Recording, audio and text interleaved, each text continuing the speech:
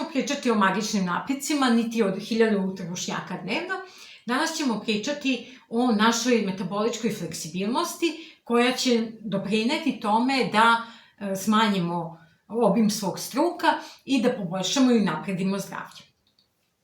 Kao zdravstveni radnik želim da vam objasnim biologiju funkcionisanja vašeg organizma i na koji način možete da sagorite masti bez previše muke, a da taj efekat bude delotvoran i na vaše zdravlje, zato što vam je zdravlje ono što je najvažnije i bez zdravlja nećete nikad biti istinski sretni u svom životu. Za one koji me ne znaju, ja sam Marija Bandin, medicinska sestra koja se decenijama borila sa kilogramima i konačno sam smršala 35 kilograma na delotvoran način. U procesu samršavljanja još preostalih 15 kilograma do moje idealne težine i napravila sam ovaj kanal da bi s vama podelila ono što je funkcionisalo kod mene na mojim dijetama i protokolima ishrane. Tako da, ako želite proverene informacije jednog zdravstvenog radnika koji se decenijama borio sa kilogramima i na sebi isprobala sve moguće dijete, onda zapratite ovaj kanal kako ne bi propustili nijednu važnu lekciju koja vam može pomoći na vašem putu mršavljenja i transformacije. I sami znate da salo na stomaku nije samo estetski problem, već je to i metabolički problem i signal da nešto nije u najboljem redu sa našim zdravljem.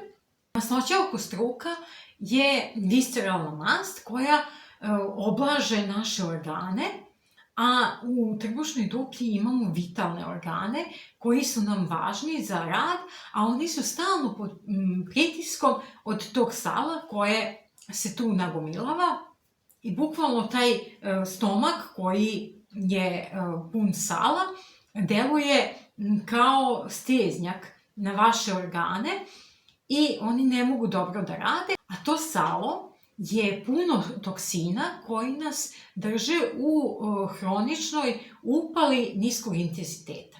Danas ću vam dati medicinski protokol kojim ćete moći da resetujete vaše hormone i da naterate svoj organizam da troši to salo kao primarno gorivo. Zato se spremite, idemo duboko u fiziologiju. Ja stalno govorim da kalorije nisu važne i sada ću vam objasniti i zašto je to tako i to je medicinski potvrđeno. Postoje naučna istraživanja koja su x puta to potvrdila da kalorije nisu od presudnog značaja za mršavljenje, već da je važno ono šta jedemo i važan je hormon insulin koji nam se luči. Ako se nama previše luči insulin, zato što stalno jedemo, taj insulin je uvek na visokom nivou i dolazi do nemogućnosti lipolize, odnosno razgradnje tih masnih ćelija. Fiziološki je nemoguće da mršavimo. Samo ako nam je insulin na visokom nivou, ne možemo mršaviti. Druga stvar koja se javlja u vezi insulina je ta insulinska rezistencija. Da su naše ćelije postale gluve na insulin i onda pankreas luči sve više i više insulina i mi imamo konstantno visok nivo insulina i to zaključava isto naše masne ćelije, odnosno naše salo na stomaku i u celom organizmu i nemoguće je da mršavimo. Tako da taj povišeni insulin stalno deponuje mast u predeo stomaka, a i u ceo organizam, zato što on zaključava te masne ćelije da ne mogu da se razgrađuju i tako, iako jedemo malo, brojimo kalorije, može se desiti da ne mršavimo ako vrlo često jedemo i stalno dolazi do skoka šećera i insulina. Drugi jako važan hormon u vezi mršavljenja je kortizol, hormon stresa koji se stalno luči kad smo pod stresom. Život bez stresa nije moguć, ali je potrebno da taj stres prevaziđemo, da procesuiramo, da nađemo metod kojim ćemo taj stres da izbacimo iz sebe kako nam se ne bi podizao nivo insulina, pošto kortizol diže nivo insulina, i onda da na taj način ne dolazi do nakupljanja sala. I često ljudi koji paze šta jedu i broje kalorije i sve rade kako treba, ispuštaju iz vida to da stres može da napravi taj kortizolski stomak, odnosno salo da im se skuplja samo na stomaku, dok su im drugi delovi tela vitki i nemaju problem sa salom u drugim delovima tela, a na stomaku imaju taj problem. To je tipičan kortizolski taj stomak. Morate raditi na balansiranju stresa da bi vaš stomak smršao i možda ste uočili da ljudi na visokim funkcijama koji imaju hronično veliki stres na poslu, na odgovornim mestima, imaju upravo taj uvećani stomak, što je posledica njihovog radnog mesta.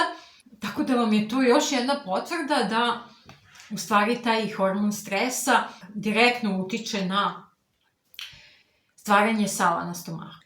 Pošto je naš prioritet metabolička fleksibilnost, mi ćemo sad da vidimo šta to da jedemo kako bi naš struk bio vitkiji i kako bi se osjećali dobro. Prvi prioritet su nam proteini. Obezbediti proteine u svakom obroku. Jaja, sir, meso, riba, to je jako važno da jedete kako bi očuvali vaše mišiće, a proteini su najveća vrednost hrane i ta hrana se jako teško vari. Da bi vi svarili proteine, potrebno je dosta energije da se potroši, što je taj termički efekat hrane, i mi jednostavno jedemo proteine, hranimo naše mišiće, a varenje nam troši salo, što je efekat koji želimo da postignemo. Druga veoma važna stvar je da jedete gorko povrće, radić, maslačak, rukolu, brokoli. To su namirnice koje sadrže tu gorčinu, koja pomaže vašoj jetri da preradi toksine, pogotovo da preradi toksine iz sala, zato što je salo koje se nagomilava na vašem telu prepuno i toksina. Tako da ti toksini, kada se salo razgradi, ponovo dolaze u krvotok i moraju se preraditi preko naše jetre i bubrega.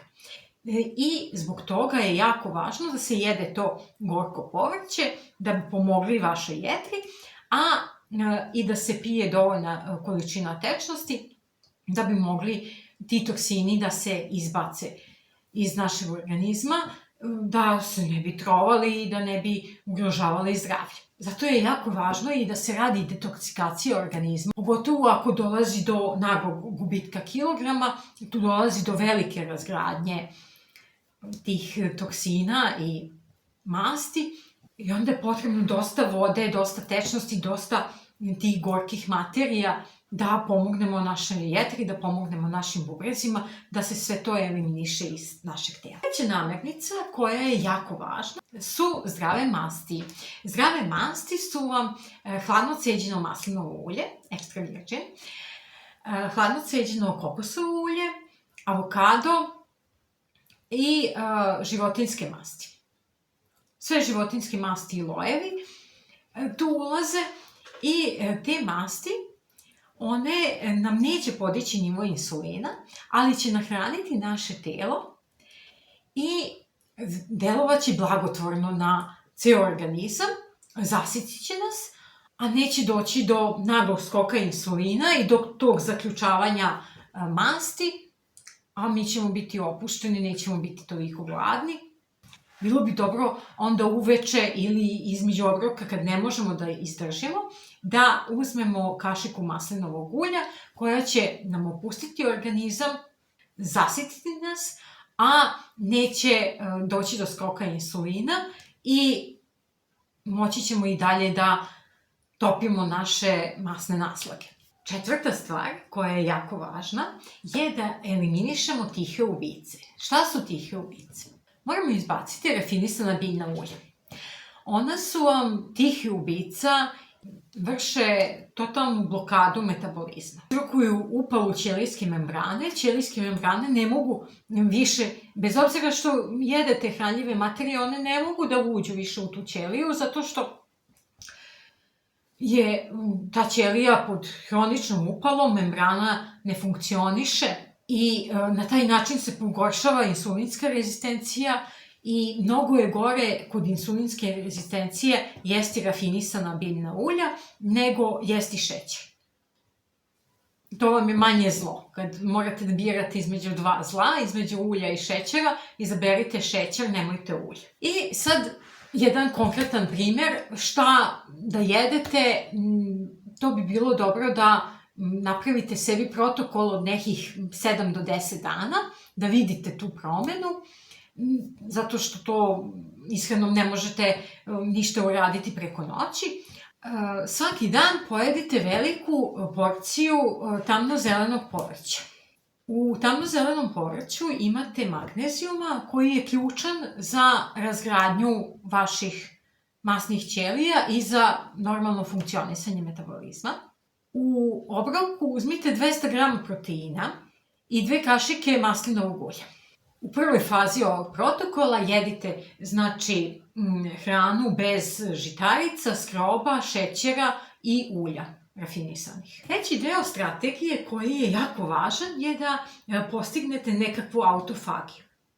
Da uđete u stanje ketoze. To ćete postići time što ćete jesti u vremenskom intervalu od 6 ili 8 sati, a 16 ili 18 sati ćete postiti. Nećete jesti, nećete unositi nikakve kalorije. U tom periodu ćete piti vodu, čaj, kafu i možete uzimati elektrolite.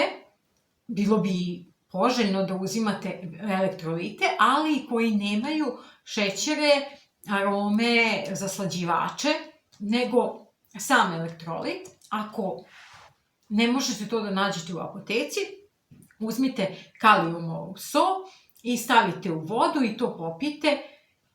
To vam je mnogo bolje nego da trujete svoj organizam sa nekim veštačkim bojama, aromama i zaslađivačima. Važna je napomena, ako ste žena, da se ne pridržavate autofagije i tog posta nedelju dana pre ciklusa i za vreme ciklusa, zato što vaš progesteron ne voli taj stres od posta i može doći do kontraefekta, pojačanog stresa i drugih problema, kao i nepodnošljivih napadi gladi koje vam ne bi prijali u tom periodu.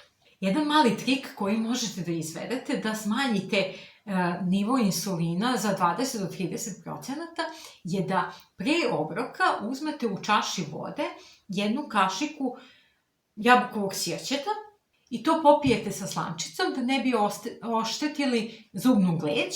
To će vam smanjiti skok insulina za 20 do 30% i delovaće tako da ubrza vaš proces mršavljenja i metabolizma. Gubitak stomaka nije trka na 100 metara.